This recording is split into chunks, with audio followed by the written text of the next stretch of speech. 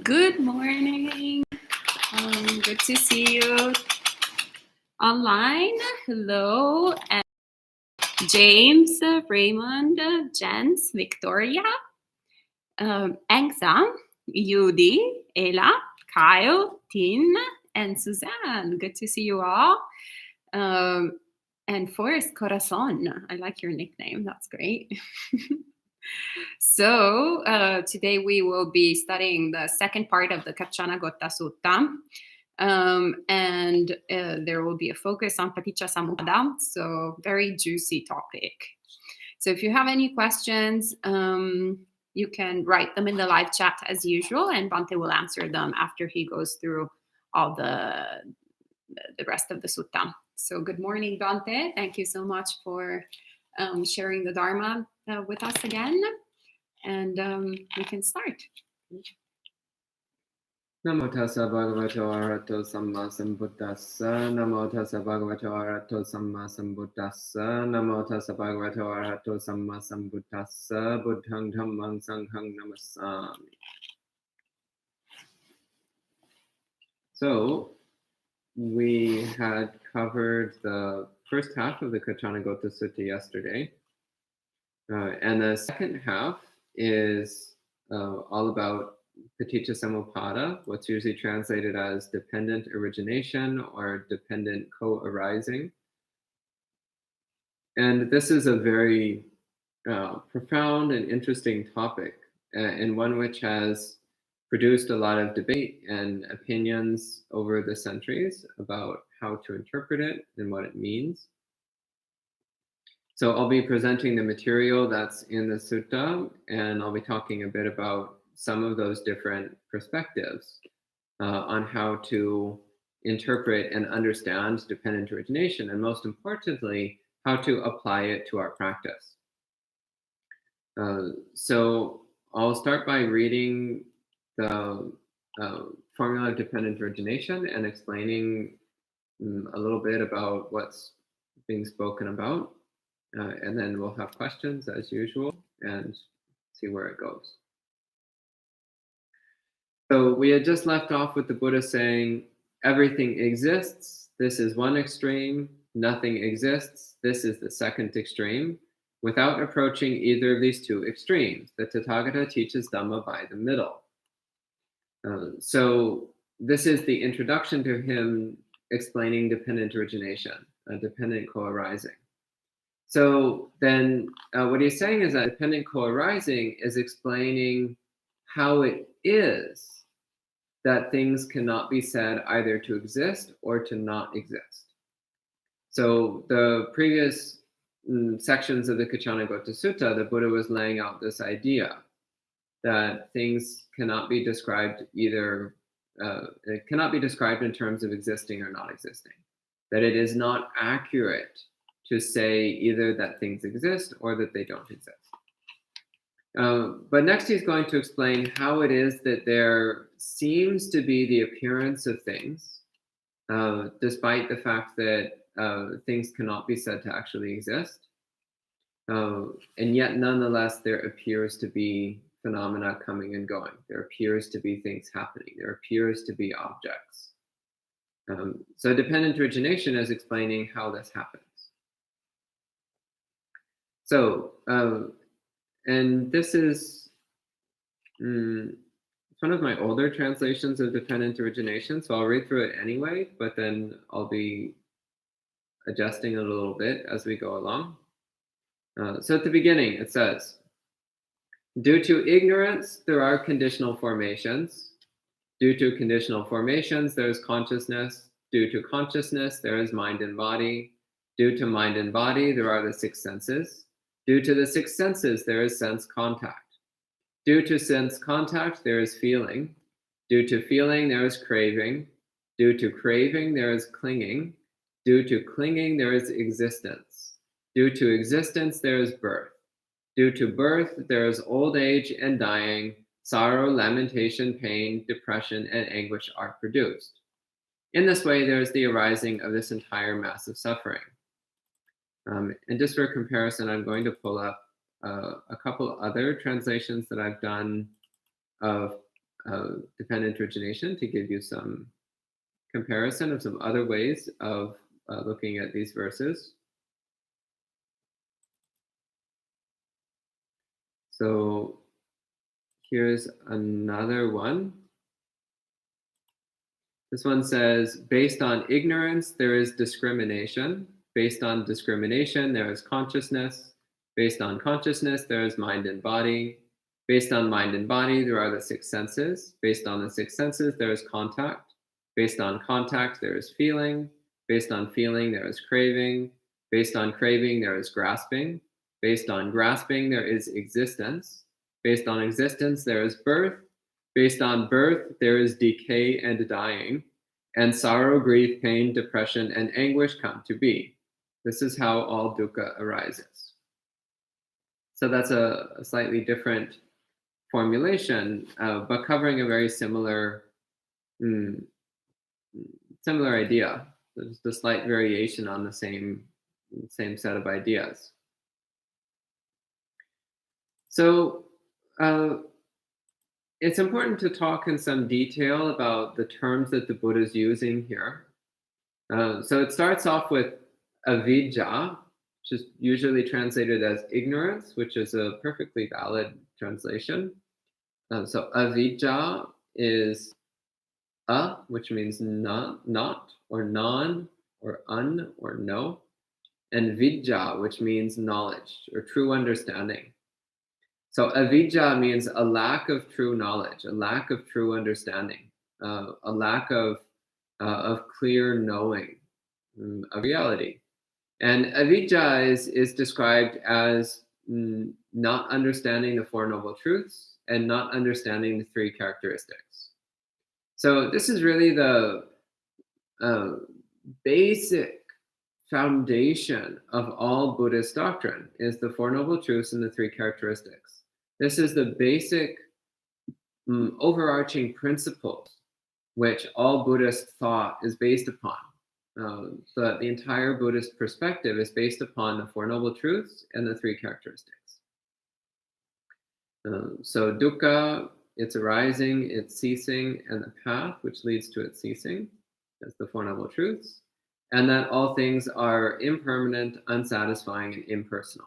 That's the three characteristics. So when we don't have a direct understanding of the Four Noble Truths and the three characteristics, then we have avidya. And when there is avidya, so due to ignorance, due to avidya, there are sankharas, which is translated here as conditional formations. And the other translation I was reading is translated as discriminations, which somewhat interesting translation of it, which I had come across a few months ago. But sankhara, in its essence, it means construct, something that's put together. And its usual meaning is either an activity, a process, or an object, a thing. So either one can be called a sankhara. So sankhara can be either a thing, a distinct object, such as a table or a cat, or a thought, or an emotion, or it can be a process, an activity. It can also be a tendency, a habit. So a sankhara, pretty much anything can be called a sankhara. And a sankhara is, by definition, it's a conditional phenomenon, in that it's something which depends upon the existence of other things. It's something which is defined in terms of its relationship to other things. So how do we define what a table is? Well, you have to explain what a table isn't. You have to explain what a table means in relationship to the other objects in the room. You have to explain what a table is used for. You have to explain what a table resembles. So the existence of the table is dependent upon understanding other things. It doesn't really have any meaning on its own. By itself, it doesn't have any relevance. But its relevance is related to how it relates to other things. It's dependent on how it relates to other things. And also, conditional phenomena are called that because they only exist when particular conditions are present that allow them to exist. Another aspect of sankharas is that sankharas are not inherently real, but rather they are ways that we divide up the world in order to make the world make more sense to us. So it's not true to say that the table is separate from everything else. What is true is to say that in order to make sense of the world, I act as though the table is separate from everything else. In order to construct a version of reality that I can interact with, I come up with the idea that the table is separate from everything else. So it's a constructed idea of separate objects, a constructed idea of independent constructs, independent objects, independent phenomena. But in actuality, everything is interdependent, interconnected. There are no sharp lines and boundaries between anything. The whole mass of samsara arises simultaneously in its full completeness. So, based on ignorance, when we have this fundamental delusion of not understanding dukkha, not understanding that everything is impermanent and ultimately empty of inherent existence, so when we don't understand the Four Noble Truths and the three characteristics, then we divide reality up into separate, discrete objects. We create the construct, the idea that there actually are ongoing, persistently existing things. There are distinct activities and processes involving those things. And we regard those things as being real. We regard them as having actual existence. So this is sankhara. So based on ignorance, there is sankhara. There is this, based on ignorance, there is the experience of separate, distinct, self-existent objects. And then sankhara paccaya vijnana. So due to sankharas, there's consciousness. Due to conditional formations, there's consciousness. So here, vijnana or consciousness appears to be referring to this primordial awareness. So awareness prior to any specific avenue of awareness. And this is important because consciousness or vijnana, it's most commonly used in the suttas to refer to sense consciousness. So eye consciousness, ear consciousness, nose consciousness, tongue consciousness, body consciousness, and mind consciousness. So consciousness of a sensory domain. But in dependent origination, consciousness appears before the six senses appear. So it cannot possibly be referring to sensory consciousness because there's no senses yet to be conscious of. So this appears to be consciousness in a more primordial sense, a more basic sense of self-awareness, more basic sense of awareness of me and not me. So, and this arises from sankhara. So sankhara is dividing the world up into distinct objects. Next is consciousness. So I am aware of distinct objects. I am a distinct object from all those other distinct objects. And the next thing is, well, then what am I exactly? So based on consciousness, there is mind and body. So this is the step in the process where we identify some particular bits of the world. Now that we've chopped the world up into distinct bits, we identify that some of those bits must be me, namely this body and this mind. We're like, well, this is me. This is what I am. So once we've chopped up the world into little bits based on our ignorance, there's self-awareness, the awareness of me perceiving those things. Then we identify some of those things as being who we are. So this is the arising of the experience of mind and body. Due to mind and body, there are the six senses. So once we've latched on to certain sankharas as being me, then we have the experience of eye, ear, nose, tongue, body, and mind. Sight, sound, smell, taste, touch, and thought through the body and mind that we identify as. And based on the six senses, there is sense contact. There is sight, sound, smell, taste, touch, and thought. Seeing, hearing, smelling, tasting, touching, and thinking, cognizing. Due to sense contact, there's feeling. So we identify what we experience through eye, ear, nose, tongue, body, and mind as pleasant, unpleasant, or neutral. That's Vedana, it's feeling. Based on feeling, there is craving.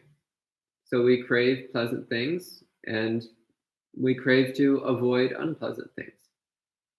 We also mostly ignore neutral things. So we crave to be oblivious to neutral things. Due to craving, there is clinging or grasping. This is upadana. So these days I'm leaning towards grasping because clinging is what you do when you already have something, you cling to it. But grasping is both when you're reaching out to get something and also when you're holding on to it. So grasping I like a little bit better because it includes that reaching out to grab something. As well as the holding on to what you already have grabbed. So due to craving, there is grasping. So we try to get what we're craving, and we try to hold on to what we're craving. Due to grasping, there is existence. This is bhava. So the word bhava, its most simple meaning is simply existence or being.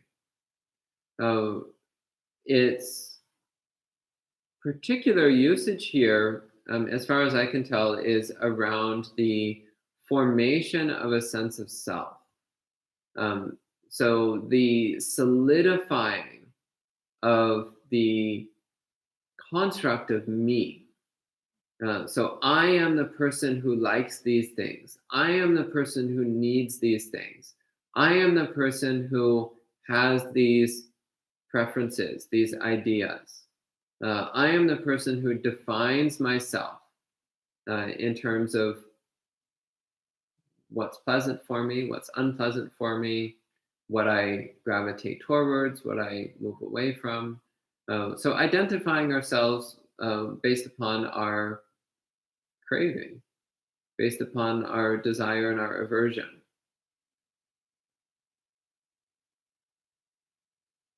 And so this is where we can see the sense of self coming into full-blown manifestation. So prior to this point in the process of paticca samuppada, the sense of self is more vague. It's a bit more unclear. But at this point in the process, it's become detailed. So instead of just this general vague sense of self-existence, or even existence as a particular body and mind, now there's this full set of mental constructs and habits and patterns built around craving as being the foundation of our self-existence, the foundation of who we think we are. And due to existence, there's birth. So this is where we get into the biggest divergence of opinions about what paticca samuppada is talking about. And it's basically divided into two major camps. So one camp is the group of people who say that birth here refers to coming into being in each moment. So it's every single moment that we produce a distinct sense of self, then we're born into that moment. We're born into that moment as a being experiencing a sense of separation, a sense of distinct self-existence. The other major interpretation is that birth here refers to the beginning of a new rebirth, the beginning of a new life, which for me, that was a few decades ago. For most of us, it was at least a few years ago. And there's actually a third camp, which is those who say that both of these interpretations are equally valid and both are true. So I'm more in either the first or the third camp, because this is something which we can see arising in each moment. It's not something which you only see in the past. So the Buddha, when he spoke about this, he spoke about clearly seeing dependent origination unfolding right now. So that indicates that every step of the chain must be something that we can clearly observe in our personal experience in every moment. So this means that it cannot possibly be something which can only be observed over the course of multiple lifetimes. It must be something that can be fully observed in each moment. So just based on how the Buddha applies and talks about the realization of paticca it's clear that it must be something which we can clearly experience moment by moment. So this lends credibility to the idea that birth here refers to the arising of self-existence in each moment, rather than to a process unfolding over multiple lifetimes. On the other hand, the process of unfolding over multiple lifetimes is definitely also a manifestation of dependent origination, a manifestation of these same principles, just on larger timescales. So for this, then, I go with the third interpretation, that dependent origination is something which displays scale invariance, which means that it applies equally on every timescale. So whether you look at it on very small timescales, like fractions of a second, or very large timescales, like multiple lifetimes, then you see exactly the same process unfolding, like a fractal. If you zoom in really close on a fractal, you zoom out really far on a fractal, you get exactly the same image. It looks exactly the same. It's exactly the same sequence, exactly the same process, exactly the same patterns. So, for example, this is the interpretation that my preceptor takes, that the single moment interpretation and the multiple lifetime interpretation are not mutually exclusive, but rather that they are both valid ways of applying the principles of paticca. So, due to existence, there is birth. Due to birth, there is decay and dying. So that's jara marana. So jara is commonly translated simply as aging, or sometimes as old age, but that's not what jara means. Jara means decay. It means decrepitude. It means weakness. It means falling apart.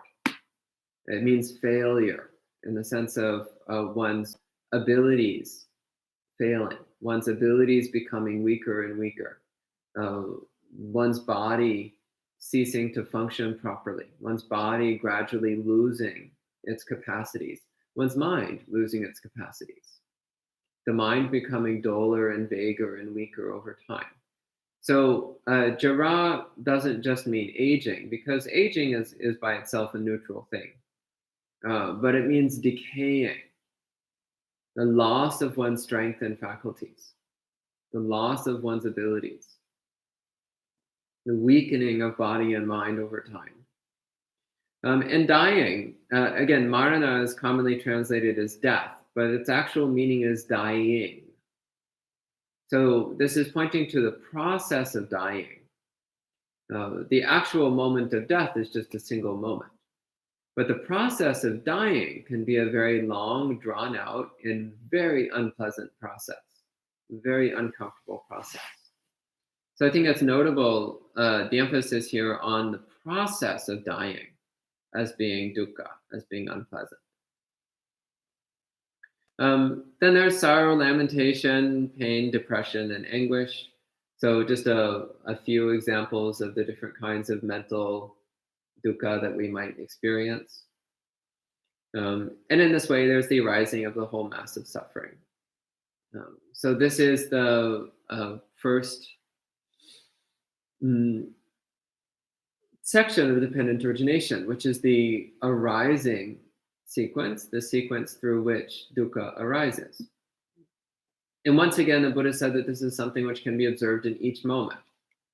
In fact, when the Buddha described the night of his own awakening, he said that the core realization of his awakening was that in the course of that night, he saw all 12 steps of Paticca Samuppada arising and ceasing. So he clearly saw in his own experience the arising and ceasing of Paticca Samuppada, the arising and ceasing of these 12 steps. So that was something that he saw clearly in the course of a period of meditation, period of sitting meditation.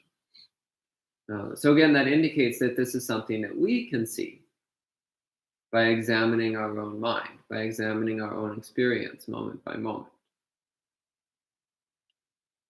Then there's the cessation side. And here again, I'm going to read a couple different translations. So the one that is on the website, so the version which you have a link to, says, however, when there is complete detachment from and cessation of ignorance, there is the cessation of conditional formations. With the cessation of conditional formations, there's the cessation of consciousness. From the cessation of consciousness, there's the cessation of mind and body. From the cessation of mind and body, there is the cessation of the six senses. From the cessation of the six senses, there is the cessation of sense contact. From the cessation of sense contact, there is the cessation of feeling. From the cessation of feeling, there is the cessation of craving. From the cessation of craving, there is the cessation of clinging. From the cessation of clinging, there is the cessation of existence. From the cessation of existence, there is the cessation of birth. From the cessation of birth, old age, dying, sorrow, lamentation, pain, depression, and anguish cease. In this way, there is the cessation of this entire mass of suffering. And I'll read a slightly different translation as well, and then I'll explain a little bit about what the Buddha is talking about here. This other translation says, however, when through dispassion there is no ignorance at all, then there is no discrimination. When there is no discrimination, there is no consciousness. When there is no consciousness, there is no mind and body. When there is no mind and body, there are none of the six senses. When there is none of the six senses, there is no contact. When there is no contact, there is no feeling. When there is no feeling, there is no craving. When there is no craving, there is no grasping. When there is no grasping, there is no existence. When there is no existence, there is no birth. When there is no birth, there is no decay and no dying, no sorrow, grief, pain, depression, and anguish. This is how there can be no dukkha at all. So this is the cessation half of Paticca Samuppada. First off, I'd like to speak a bit about the beginning part here, which in Pali says, avijjaya tveva asesa viraga nirodha sankhara nirodho. So, avijjaya tveva asesa viraga nirodha. The phrase here, which allows the most variety of translation, is asesa viraga nirodha. So asesa means without remainder, without anything left over. Viraga means dispassion.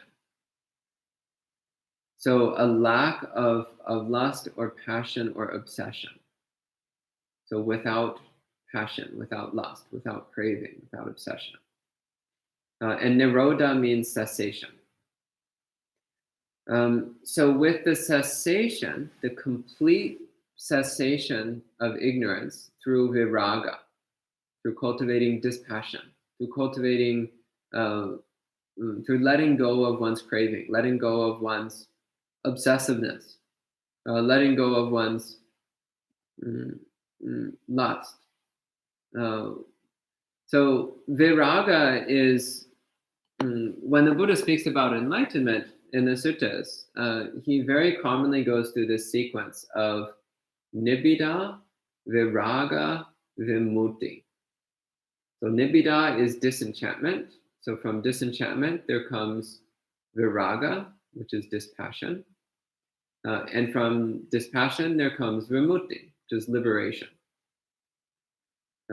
So from disenchantment comes dispassion, comes liberation. Nibbida, viraga, vimutti. So viraga then is the immediate preceding condition for full enlightenment. It's the immediate preceding condition for awakening. So dispassion, the complete relinquishment of lust for anything. The complete discarding of passion and obsessiveness for anything in samsara, for any sankhara actually. So when we cultivate dispassion and we therefore completely abandon our ignorance, our misunderstanding of reality, which is once again our failure to recognize the Four Noble Truths and the three characteristics. So to put this in a positive sense, when we cultivate dispassion, clearly see the Four Noble Truths and the three characteristics, then sankharas cease. So sankhara, again, it's normally translated in ways like conditional formations, so the cessation of conditional formations. But sankhara can also be seen as a process through which we create the experience of separate objects, through which we create the experience of distinct things and processes, which is where we get translations like discrimination. So discrimination literally means dividing things up. So we're dividing reality up into little bits and pieces. So what is fundamentally empty of any inherently existing things, so that fundamental emptiness, which is beyond existence and non-existence, we chop it up into distinct objects. We discriminate it in the sense of dividing it up into bits and pieces. But when we clearly see reality as it is, then we cease chopping things up. We recognize that any division of separate objects is arbitrary and therefore meaningless. Reality is what it is. Reality is unseparated emptiness. And within that emptiness, there can appear an infinite variety of different forms. But none of those forms are absolutely real. They're just particular ways that one could divide up emptiness. So when we cultivate dispassion, abandon our ignorance, clearly see reality through the lens of the three characteristics and the Four Noble Truths, then discrimination ceases. We stop chopping reality up into sankharas. We stop dividing reality into distinct bits and pieces. Which means that there's no longer the sense of I as being separate from those. I and not me. So me and not me. That process ceases. So there's no longer consciousness in the sense of I am aware of that. Which means there can be no mind and body in the sense of I am this mind and body. I am these particular sankharas. These sankharas are me. That's simply not possible when one doesn't have the sense of self-existence. If there's no sense of separate self-existence, then there can't be certain sankharas that are identified as self. Which means there's no six senses that are specifically identifiable as me. Which means there's no sense contact, which we take personally.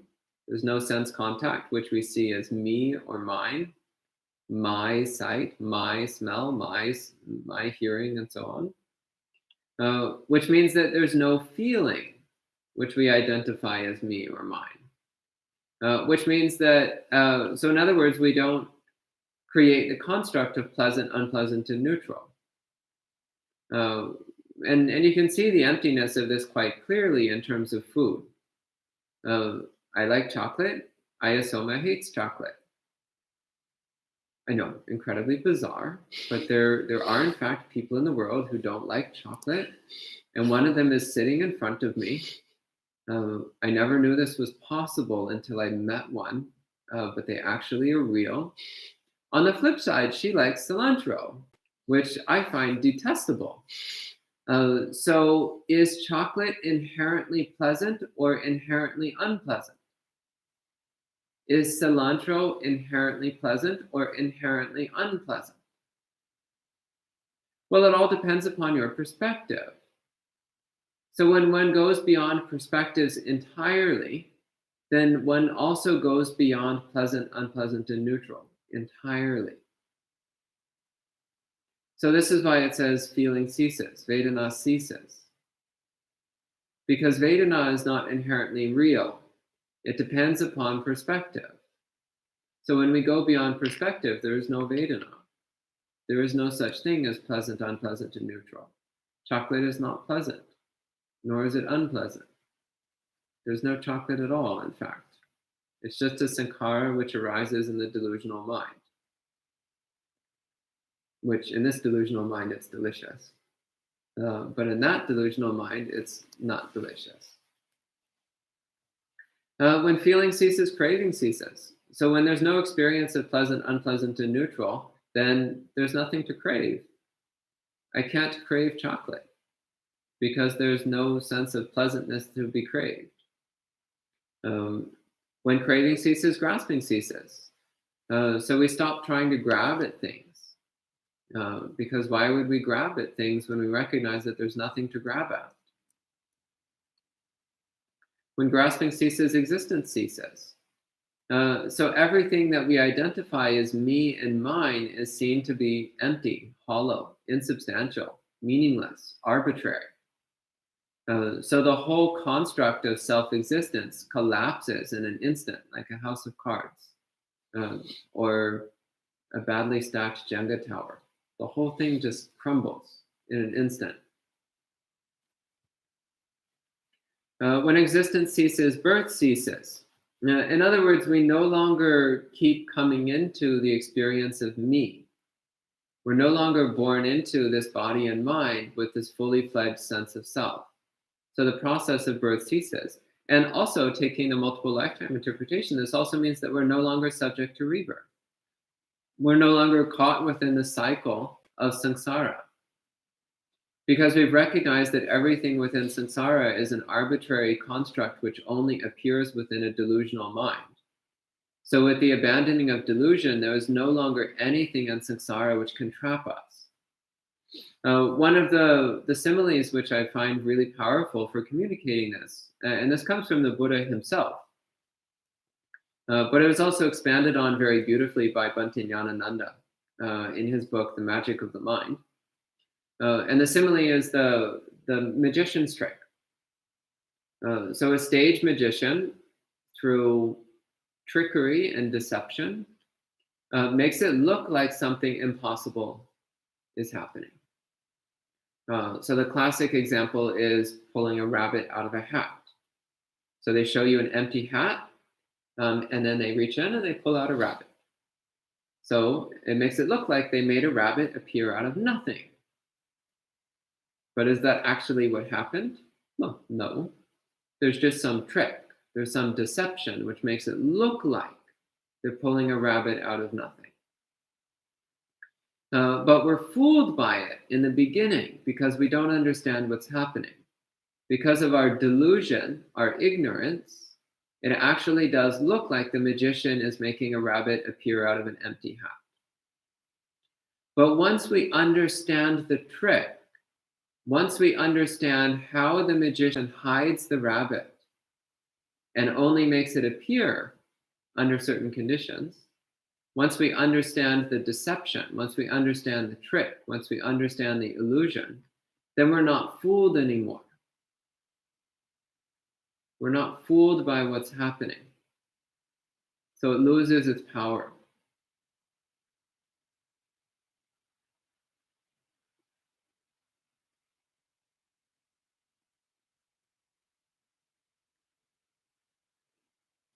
Another simile that Bhante Nyanananda uses in the same book is that of a movie theater.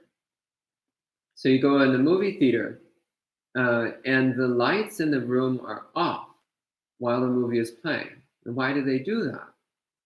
It's because then the only sensory information that we're getting is from the movie screen, which allows us to become fully immersed in the movie to the point where the movie feels real to us.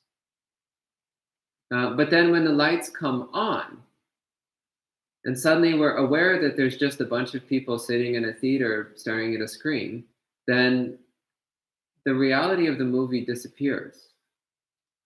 We no longer have that sense of being immersed in the reality of the movie. We recognize it as just a bunch of people sitting in a movie theater staring at a screen. So this is a similar simile for pointing at the same thing. So when we're immersed in the delusion of samsara, then we take it seriously. We think it's real. So we get lost in it. We get lost in the apparent reality of what's going on. But with the arising of wisdom, with the abandoning of ignorance, then suddenly we realize that we were just lost in a fantasy, but that the fantasy itself has no power over us. We were lost in a deception, but the deception itself can no longer fool us. We're no longer tricked by it, which means it no longer has any power over us.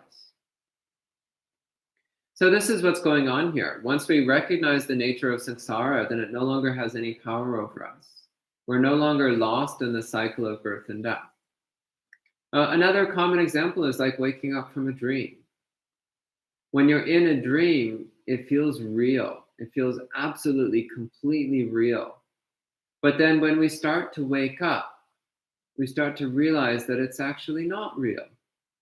Just a dream. It's just an illusion in the mind. It's just a misunderstanding of the mind. We just didn't understand what was happening. We didn't understand that it was just a dream. And that's why we got lost in it. And that's why it felt so real.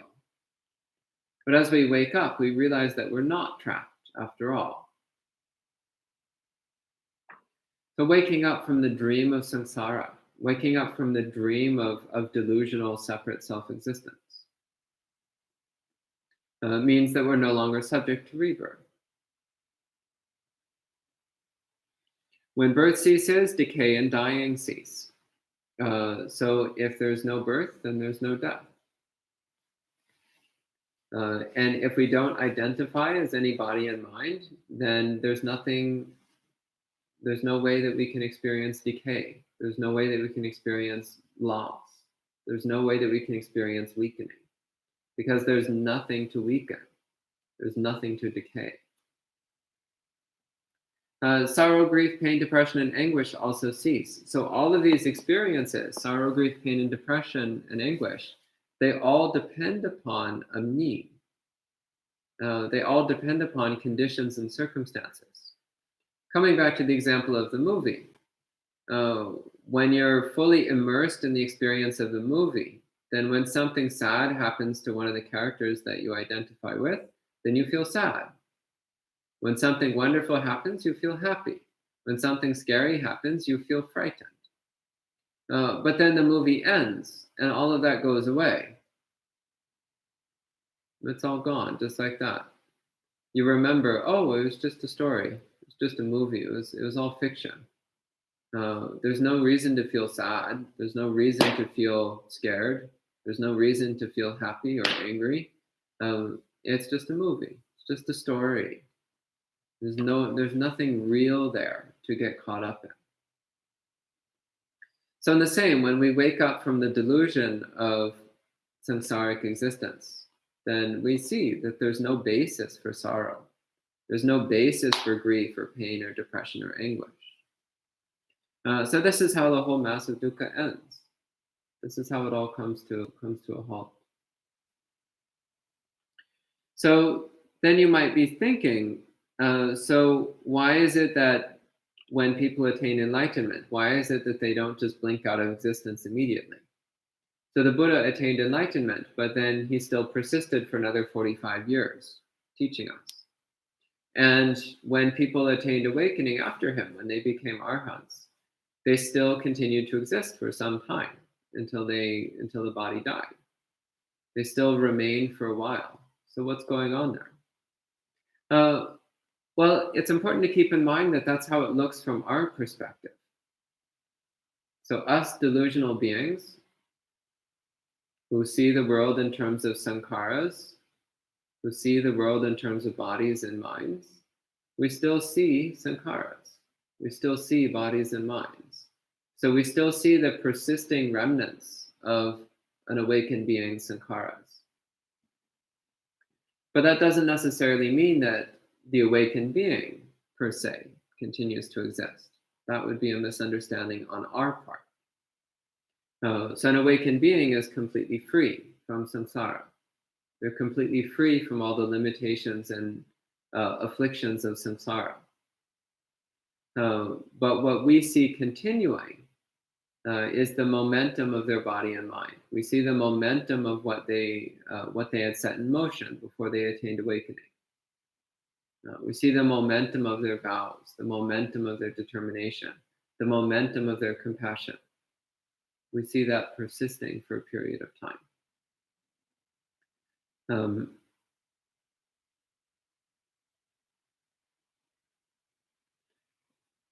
And once they pass away, then that's another story. That's another issue entirely. And that would be the subject of another hour or so of talking. So I think I'm going to let it rest at that point and open up for questions. So are there any questions that have been put in? If not, please type some in. All right. Thank you so much, Bante.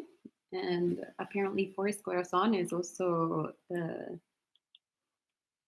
checking in from Australia. So we have more Australian friends this morning. That is evening over there. And hello, Sally, Debbie, Cam, Raymond, and Melvin. Good to see you. So Sally asks, I still feel I don't like suffering. Who likes it? So that I want to get enlightenment. How to differentiate this attitude is clinging to non-existence or not? On the one hand, Four Noble Truth encourages us to end all suffering. How to be no clinging while we desire to end the suffering? Desiring to come to the end of suffering is perfectly fine. I wouldn't worry about that one, because that's what propels you towards awakening. What you might do, which makes it a little more open, is just wish for suffering to end without introducing the I or the me. Instead of I want my suffering to end, just wish, may there be no suffering. So that opens it up a little bit, because it takes the me out of the statement. It takes the me out of it. But yeah, there has to be some momentum towards awakening, or else we won't get there. So this is the craving that leads to the end of craving. It's the grasping that leads to the end of grasping. And actually, there can be a lot of ego and self-identity wrapped up in this. I am the spiritual practitioner and I will attain the highest perfection. Well, that's fine, because you're using the self-identity that leads to the end of self-identity. It's the ego formation which leads to the end of the ego formations. That's fine. It's fine. It's a stepping stone. And it's one which is indispensable. So there's no problem. And Ryan asks, is Nibbida Viraga Vimutti something one undergoes once? I feel like it's a process I've gone through a lot with various desires and pleasures, that it's something to apply to whatever is binding me. Yeah, so my understanding is that this is a process which we can see happening in microcosm all the time, but which happens on the highest scale only once. So the highest level is complete liberation. So that only happens once. But on the smaller scale, It happens all the time. Like that time when you walk in the kitchen and you see the cupcakes on the counter and you're just like, yeah, not really. Well, that's nibbida viraga vimutti. But it's happening in a very small, limited way. It's nibbida for cupcakes. It's viraga towards cupcakes. It's vimutti from the dukkha that comes due to attachment to cupcakes. So it's the same process, it's just happening in a very limited, small way, rather than happening on an absolute, all-encompassing way, as it does with full enlightenment. It's the same as the cessation of dukkha. When we hear about dukkha nirodha, the cessation of dukkha, often people think that means the complete, permanent, total elimination of dukkha, which only happens with full enlightenment. But actually, we see dukkha nirodha happening every single moment that we let go of a little bit of our craving. Every single moment that we practice a little bit, we see a little bit of dukkha nirodha, a little bit of cessation of dukkha. And so it's important to pay attention to that, as I was talking about last night. Noticing those moments when we let go of a little bit of our dukkha and a little bit of our dukkha comes to an end. Paying attention to that. So it's the same, nibbida viraga vimutti. Notice it when it happens a little bit. Delight in those moments and try to nurture and feed them so that they become more frequent and more powerful. Yeah. And Raymond says, is it correct to say that every moment in her lifetime is fractal, sort of deja vu, and moreover, this process can be interrupted through identifying ignorance arising? Yeah, you can say that. All right. And Forrest Corazon says, Bhante Budrakita mentioned that the Buddha never spoke in terms of good or bad, but instead that which should be cultivated or not. For those who do not know who Bhante Budrakita is, he's an awesome monk who's the founder of the only Buddhist temple in Uganda, at least that I'm aware of, and awesome teacher. Yeah, he's great. Yeah. Yeah, so what the Buddha spoke about was, if you want to attain enlightenment, here's the way. If you don't, well, then you don't have to follow this. That's fine. So Buddhism is not a system of musts, but rather it's laying out causal processes. If you want to attain awakening, then you need to create the causes for awakening. But if you're not interested in awakening, then Buddhism doesn't really have anything to do with you. The Buddha also spoke about more ordinary happiness. So the causes of ordinary happiness, for example, if you want to be wealthy, then practice generosity. If you want to be healthy, then help other people when they're sick. If you want to be beautiful, then be kind. So the Buddha gives these ordinary causal processes as well, but they're kind of a side point.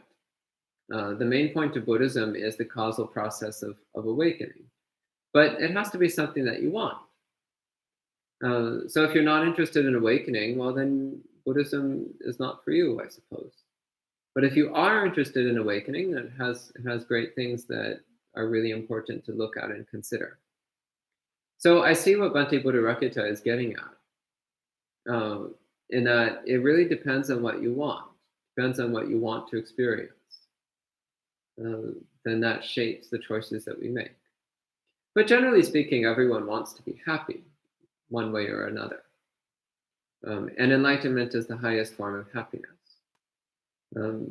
So if people understood what enlightenment was, then they would probably be interested in it. Okay? Thank you. And Trisha asks, speaking of chocolate, why is it allowed in the evening? And also, why not eat in the evening? That's a little bit off topic. So chocolate in not all Buddhist traditions, but many of the Theravada Buddhist traditions, chocolate is considered medicine, which I'm very happy about. And medicines are allowed in the evening. You can have medicines any time of day. So that's where that comes from. As for why one doesn't eat in the evening, so this is particularly common in Theravada. So not in all Theravada monasteries, but in most or many Theravada monasteries, monks don't eat in the evening. And usually also anyone who's staying at the monastery, whether they're ordained or not, also follows the practice of not eating in the evening. There's exceptions made in the case of severe illness or when someone has dietary problems or other health issues, then exceptions are made in those cases. But generally speaking, in most Theravada monasteries, people don't eat afternoon. And this is a practice of self-restraint. It's a practice of contentment. It's a practice of renunciation. It's about cultivating the joy of missing out, the joy of not needing anything. It's learning how to be happy without eating things all the time. So it's a simple practice, but it's one which can be remarkably transformative. Because what it tends to lead to is that over a period of time, one's obsession with food diminishes dramatically, which is very useful. Okay.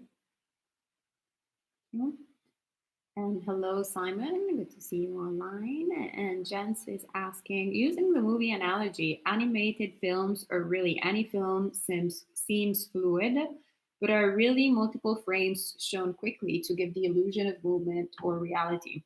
We do not see the impermanence, the rising and ceasing of each movement or frame. Is this a correct understanding?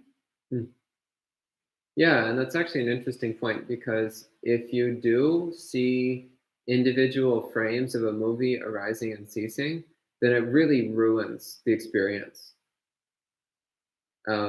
Like if you're watching something streaming on the internet and it starts like chopping up and it's not streaming smoothly, so it's reduced into like individual frames appearing every second or something, it totally ruins it. The whole sense of immersion vanishes. So it's the same with our experience. When we practice observing arising and ceasing, then we start to see through the illusory nature of our experience. So it no longer has that captivating power, that hypnotic power that we see, for example, with watching movies. So yeah, that's a good way to look at it. Thank you. Thank you, Bante. And Andy says, I'm trying to reconcile Ajahn Chah's post-stroke physical state with some of the ways you described awakening at the end of the talk. This led to the thought that perhaps he allowed the state of physical decrepitude as a teaching. Actually, now that I think about it, there are monastic first-person accounts of him defying his paralysis to sit up and admonish an unruly monk by pointing at him. So my understanding is that the bodily consequences, so bodily vipaka, still unfold after awakening. So that doesn't change. So in other words, the health problems that Ajahn Chah had towards the end of his life, which culminated in him going into a 7-year coma before he died, that was the result of karma from before he attained awakening. So that couldn't be stopped. It had to play itself out because that's the nature of samsara. The nature of samsara is that every cause must have a corresponding effect. So that physical karma played itself out because it had to. That's the nature of reality. What goes up must come down. Can't be avoided. What goes up must come down. You just can't get around this. The difference was that Ajahn Chah was not the least bit bothered. He was just like, okay, the body's doing what the body does. No problem. As for the case of him occasionally defying his physical condition, well, he was Ajahn Chah. He was kind of a punk. So what can I say? Sadhu. And Simon says, the path is to start with oneself right. So I think that in this series, the self can be very important. I see a lot of new aspirants get caught up in pointing fingers, forgetting themselves completely. I also think focusing on oneself is beneficial in another sense, that we don't actually owe anyone our attention. 8 causes for being ignored are being stupid, dull, and backbiting. I don't quite understand what you're getting at. Simon, if you want to add something, maybe that will help Bhante address any questions you might have. And Rupa says, thank you, Aya and Bhante, for the teaching. Well, I didn't do anything. This is all Bhante. She'll be doing this evening, I think, yeah? Yes. Yes. You'll have Aya Soma teaching this evening. Yay! But thank you, Bhante, for your teachings. And love tuning into BNN in the morning and evening. A wonderful way to start my day and end my day. Sadhu. Yes, we love tuning into BNN as well. And we all co-create it. So it's if you guys wouldn't be here tuning in with us and sharing your comments and asking questions, there would be no BNN. So it's great to have this during the apocalypse, and hopefully also when the apocalypse will be over, because everything is impermanent, the pandemic as well. And Sally says, thanks, Bhante. May I ask, I don't want any dukkha suffering. Feels like hoping suffering to be non-existent anymore. I don't get the middle way regarding its non-existence in this sutta. So dukkha is part of samsara. So you actually can't force dukkha to cease existing. What you can do is to stop identifying as dukkha. So when someone attains awakening, samsara does not change at all. But that person is no longer trapped by samsara. In other words, all the dukkha is still there. The person has just stepped out of it. The dukkha doesn't cease existing. We just walk out of the trap. So it no longer affects us. Okay? Great. And good to see you, Melinda, as well. Awesome. And Mehmet says, what do you think of other beliefs like yoga, which point to a very similar understanding that we're actually all connected and are the same non-dualistic God consciousness? What is the difference between suññatā and Buddha nature with this understanding, besides using the word I as pointing something? So first off, yoga is not a belief. Yoga refers broadly to a wide set of spiritual practices, which in the West, it's come to refer particularly to certain kinds of stretching, but that's only a tiny fraction of what the word yoga refers to. And generally speaking, when people are talking about yoga philosophy, they're talking about certain branches of Hinduism. So Hinduism is not Buddhism. It's very different. It has some superficial similarities to Buddhism, but they're very different systems with very different goals. So don't get them confused. Don't conflate them. They're not the same. They're not going in the same direction even. There's some overlap. There's some crossover. There's some practices that are compatible between them, but they're not the same, and they do not have the same goal. So, and yeah, so in Buddhism, we would not say that we're all the same God consciousness. Definitely not. Definitely not, because that's just another form of self-identity. So in Buddhism, we're looking to let go of all self-identity, not replacing a small self-identity with a big one. We're looking to abandon self-identity entirely. That's a very different perspective. Okay. Yeah. And Sally asks, regarding the dependent origination of the sutta, is consciousness here same as the 6 elements we practice? So consciousness is there first, then body, mind, 6 senses manifesting inside consciousness?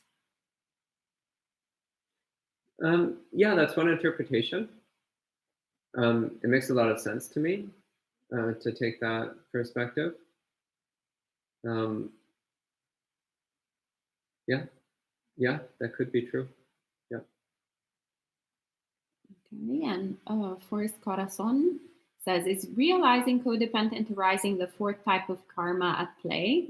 Is that how Ajahn Mahabua was predicted to be either a terrifying gangster or a great spiritual teacher due to 4th karma generation? 4th karma? What do you mean 4th karma? I don't know this term. If you can elaborate further in the live chat, then Bante will be happy to address it. And in the meanwhile, I'll go back to Sally, who says samsara doesn't change. Enlightened person just wakes from it. Yeah. But after enlightenment, why the person can't stay in this world for longer time, so can share Dhamma for longer time? Some of them do stay in samsara for a long time. But this gets into another question, another issue, which is to remember that what each one of us is experiencing is the result of our own karma. So why is it that our Samma Sambuddha only lasted for 45 years and passed away 2,500 years ago? That's our karma. It's not his, that's ours. What that means is that we have some connection with the Buddha, but not much. So we only got 45 years and it ended long before we were born. So our connection is weak. Our karma with the Buddha is weak. It's not his karma that's the problem, it's ours. So if our karma was different, then we would have a Buddha that lasted for thousands of years. But our karma was not that strong. Oh.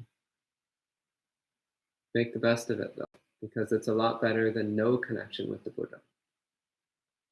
So our connection with the Buddha might be weak, but it's a lot better than nothing. Let's make the most of it. Okay? All right, and thank you, Bante and Forest Corazon. Do you remember the question? Should I? I don't remember. Okay, I'll read it again with the extra information.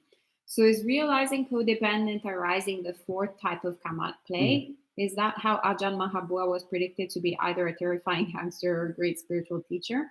To 4th karma generation, and they say 4 types of karma: light, dark, mixed, and neither.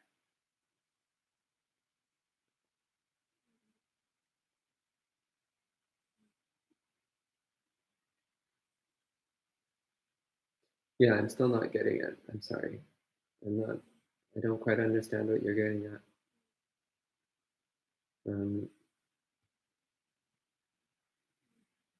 Yeah, I don't get it. I'm sorry. I'm not understanding the question. Sorry. I understand the 4 types of karma. I just don't see what that has anything to do with how people perceive Ajahn Mahabua. And Raymond says, Thich Nhat Hanh. Oh, actually, Forest Corazon is saying, trying to find examples of karma, neither karma. And Raymond says, Thich Nhat Hanh defines store consciousness as some sort of hard drive that stores all feelings that are triggered by external events and come into existence. Wait, Forest Corazon, so you're looking for examples of karma which is neither wholesome nor unwholesome, neither pleasant nor unpleasant, neither dark nor bright. Well, actually, that's things like having brown hair. It's not good or bad. It's the result of karma, but it's not good or bad. So actually, much of the actions that we do are morally neutral. They're neither good nor bad in the sense that they're neither wholesome nor unwholesome. They're neither harmful nor beneficial. And yet they still produce a result. So the result that they produce is also neutral. So there's nothing inherently good or bad about having brown hair or black hair or yellow hair or white hair or red hair. It's just hair. But nonetheless, like everything else, it's the product of karma. So neutral karma produces neutral results. Karma, which has nothing to do with morality, produces results that have nothing to do with pleasant or unpleasant. Okay. Sorry, what was the second question? The last question you started It's reading? more a comment, actually. So Raymond is just mentioning how Thich Nhat Hanh defined the store consciousness as some sort of hard drive that stores all feelings that are triggered by external events and come into existence. Yeah, that's one way of looking at samsara. Actually, a great person to talk to about this is Thich Phat Vu. So Brother Phat Vu from the Thich Nhat Hanh tradition. He knows a lot about Alaya Vijnana and how it relates to our experience. So he can talk in much more detail about Alaya Vijnana, storehouse consciousness, than I can. Yeah, check in with him. He'll give you some interesting perspectives on the matter. Okay, anything else? Julie says, we have you, Bante, so we're all still blessed with some good karma. Oh, that's very cute, but I'm no substitute for the Buddha. Mehmet says, what is the certain condition under which we have to see the magician hiding the rabbit so that we're not fooled anymore? It's the three characteristics. See anicca, dukkha, anatta. Recognize it in your experience every moment. Then you won't be fooled anymore. Okay. And Forest Corazon says, how can we escape past karma? You can't. Bad news.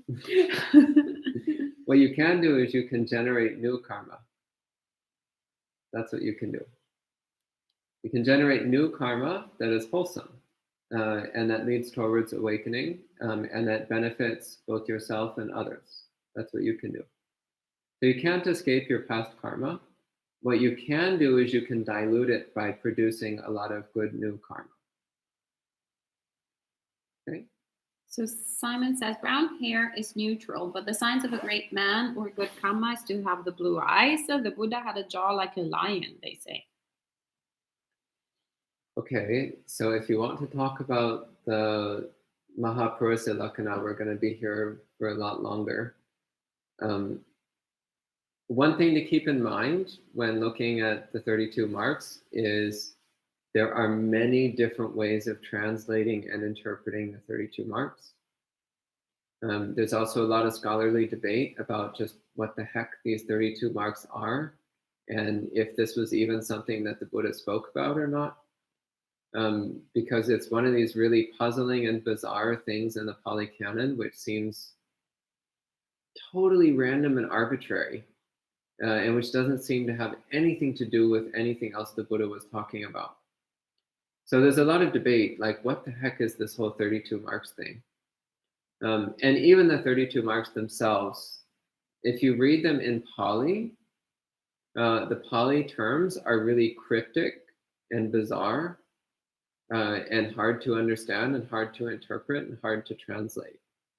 And then the translations of the 32 marks are even worse.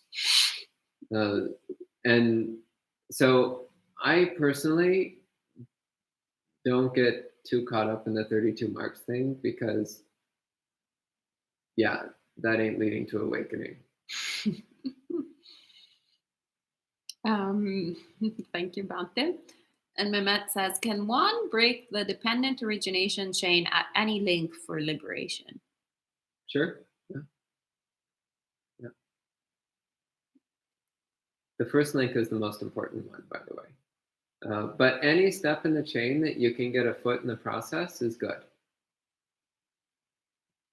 Great. And Sally says, dilute the bad karma. And Jessica says, we can only change by wholesome deeds, thoughts, etc. Very well done. Very good students. Great. And Simon says, Devadatta gave the Buddha his jaw, so I'm sure that's fine if we don't know about the Buddha's jaw.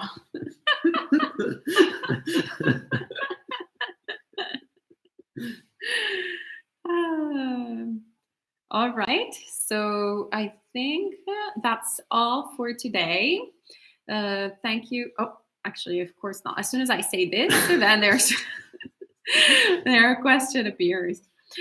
Sally asks, is that 32 refers to the 32 parts of the body? No. Gosh, here we go. Maybe we'll do one session on the weird, controversial things in the suttas, so then Bhante can address all these fun, quirky things. Briefly speaking, there's a couple places in the suttas where it says that there are 32 physical characteristics which only emperors and fully enlightened beings have. But this is, again, it's a very controversial and bizarre bit from the canon, which has sparked 2,500 years of debate. Yeah. Okay. Correct. And may we all attain awakening swiftly and completely. All right. Yeah, I think it's better to focus on the 32 parts of the body rather than the marks. But anyway. All right. So thank you all for joining BNN this morning, and sadhu, sadhu, sadhu, Bhante, for the great teachings. So see you this evening, hopefully at 7:30 p.m. We'll be doing meditation as usual, followed by some words of Dhamma and some discussion afterwards. And then tomorrow morning, we'll have once again a sutta study with Bhante Sudazo, who is tirelessly teaching every day. Sadhu, sadhu, sadhu. That's a great mark. That's a mark of a great man, I will say. Worth developing. And this weekend we will have a special weekend retreat focused on strong emotions. So there will be an extra meeting at 1:30 p.m. We will be discussing Dhamma, and the usual, of course, 8 a.m. meeting and 7:30 p.m. meeting. So hope to see you all then. And if you have any requests on any kind of suttas that you would like to, any specific suttas that you would like to study at this time, or any particular topics that you would like to explore, please send us an email at info@buddhistinsights.com. That's info@buddhistinsights.com. And as Sally says, may everyone be free from mind and body suffering. And I'll say, as I say, have a great. See y'all soon.